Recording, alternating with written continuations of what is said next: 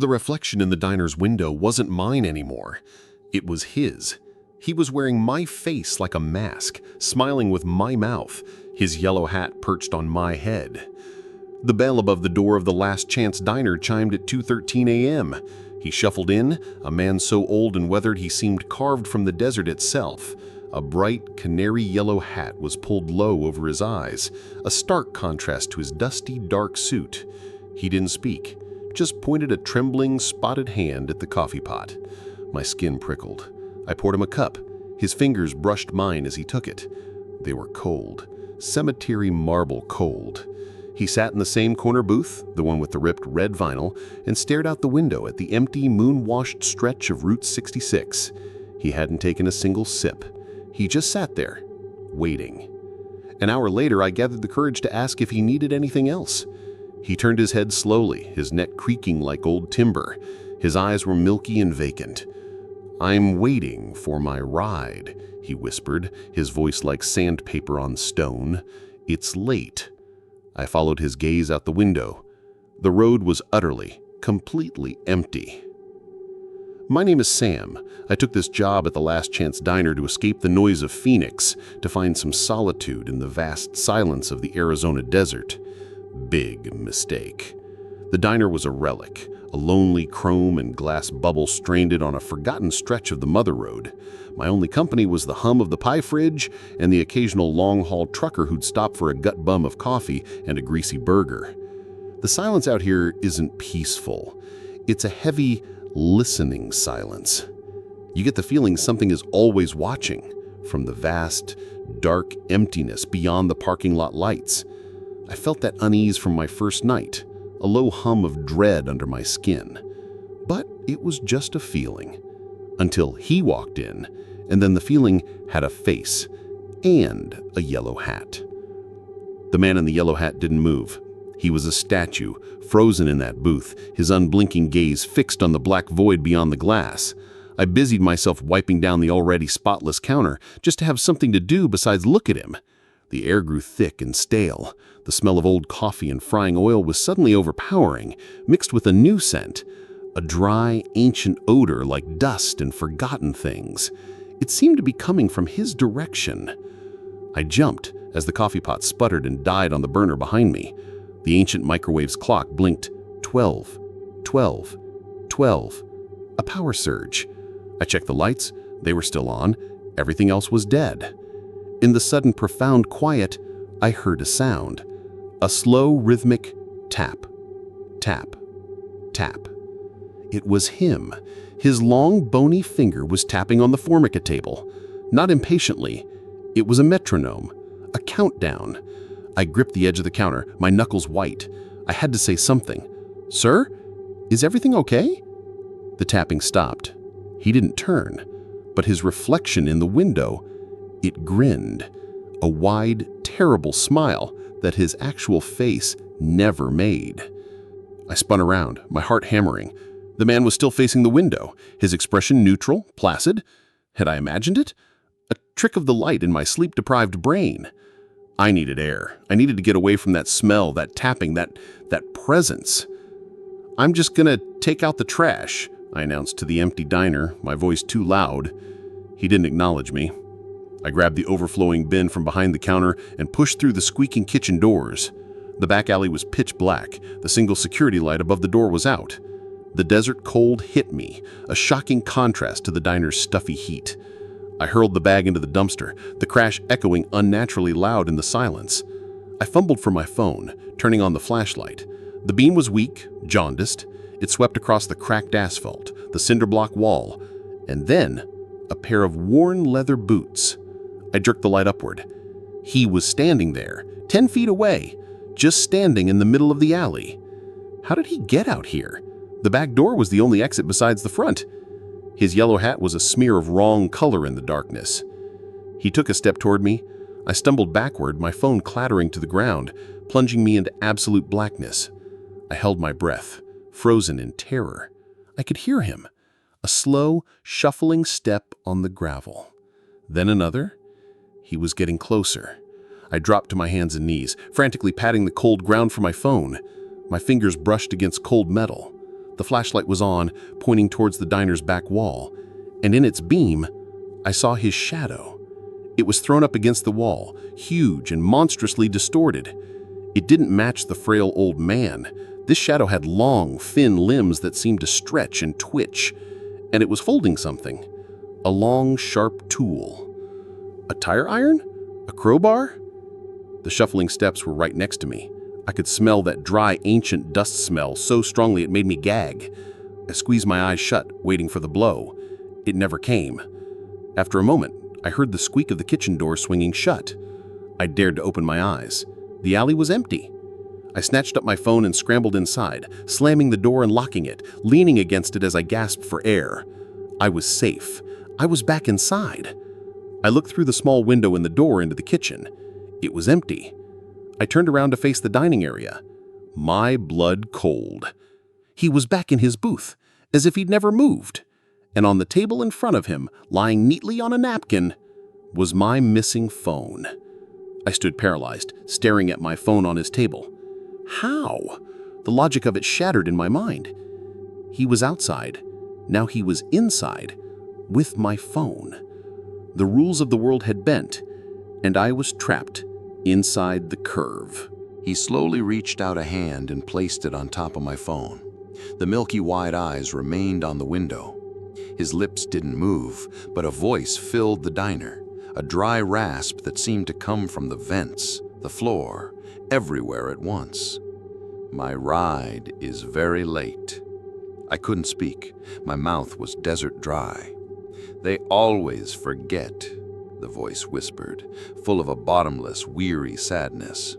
They leave you behind. You wait and you wait until you become part of the waiting. A truck's headlights suddenly flared in the distance, two bright pinpricks growing larger on the highway. Hope, desperate and wild, surged in my chest. A customer, a real, living person. The man in the yellow hat slowly, painfully turned his head to look at the approaching lights, and for the first time I saw his face fully. It wasn't just old, it was eroded, like a cliff face worn down by centuries of wind, and his expression was one of pure, unadulterated terror. The headlights swept across the diner. The truck roared past without slowing. As the light passed over him, the man in the yellow hat didn't just sit in the light. He flickered like a faulty film projection. For a split second, he wasn't there at all. The truck was gone. The silence rushed back in, heavier than before. The man was solid again, his head bowed, staring at the table. The fleeting hope I'd felt curdled into a deeper, more profound horror. He wasn't just a strange customer. He was something else. A fossil, a ghost, a piece of the desert's memory made flesh. I had to call for help. The landline, it was on the wall behind the counter. I had to get past his booth to reach it. I moved slowly, keeping my eyes on him, my back pressed against the cool glass of the pie case. He didn't move. I inched forward. The smell of dust was overwhelming now. I was parallel to his booth. I could see the intricate weave of his yellow hat, the moth-eaten rim of his suit jacket. I took another step. My hip bumped a table, rattling the ketchup bottle. His head snapped up. Those milky eyes locked onto mine. They weren't vacant anymore. They were deep, endlessly deep. And in them I saw a reflection, not of the diner, but of a broken-down vintage car on the side of a dusty road, its door hanging open, and a man in a yellow hat, lying beside it, not moving. The vision vanished as quickly as it came. He raised a single bony finger and pointed past me toward the front door. His mouth opened. My ride is here. I whipped my head around. The parking lot was empty. Nothing but the weak glow of the diner's sign and the crushing darkness of the desert beyond. There was no one there. "No!" I whispered, turning back to him. But the booth was empty. The man was gone. Vanished.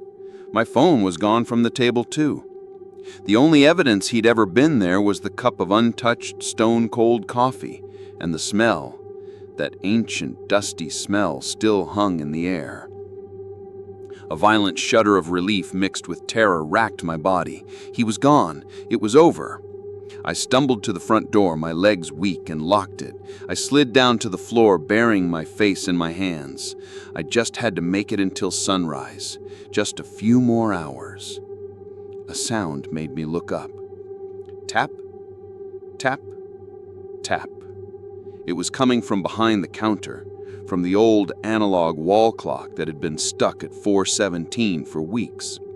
The second hand was moving, jerking erratically backward and forward, tap, tap, tap, as it hit the glass face. Then the minute hand began to move. It spun backwards, a full revolution, then another, faster and faster, whirring like a mad thing.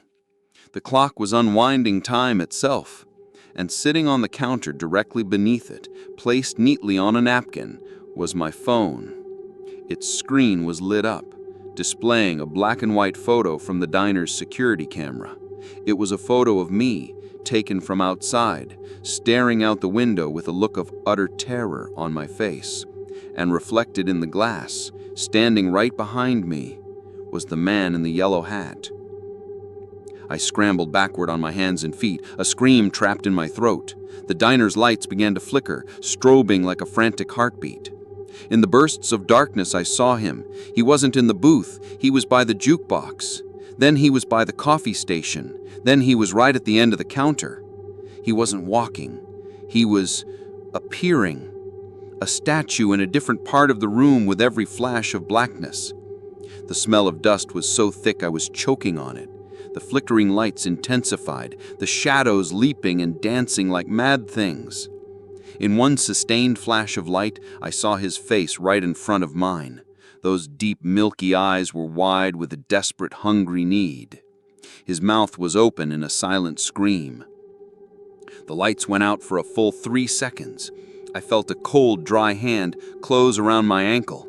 I kicked out wildly, connecting with something brittle. I heard a dry crack, like old kindling snapping. The light surged back on, blindingly bright. I was alone, panting on the floor. The diner was silent. The clock had stopped, its hands frozen at 4:17 once more. The smell was gone. The coffee cup was gone from the booth. It was as if nothing had ever happened. I started to laugh, a hysterical, broken sound of relief. I had survived. I had won. I pushed myself up to lean against the counter, my body trembling. My hand landed on something rough and fibrous. I looked down. Sitting on the floor next to me was his canary yellow hat. I never saw him again. I quit the next morning, but the hat, I couldn't leave it. I couldn't throw it away. It sits on a shelf in my apartment now. Sometimes when I wake up in the middle of the night, I'll catch a faint smell of dust on the air. And on particularly still, quiet nights, I'll walk past my bathroom and see my reflection in the mirror. For a fraction of a second, my face will look older, weathered, my eyes milky and deep, and I'll be wearing a yellow hat. I'm starting to forget things, little things, the name of my first pet, what I had for breakfast. But I remember the feel of that vintage car's steering wheel in my hands. I remember the sharp smell of the desert after the rain. I remember waiting. I think my ride is coming soon. I hope it's not late.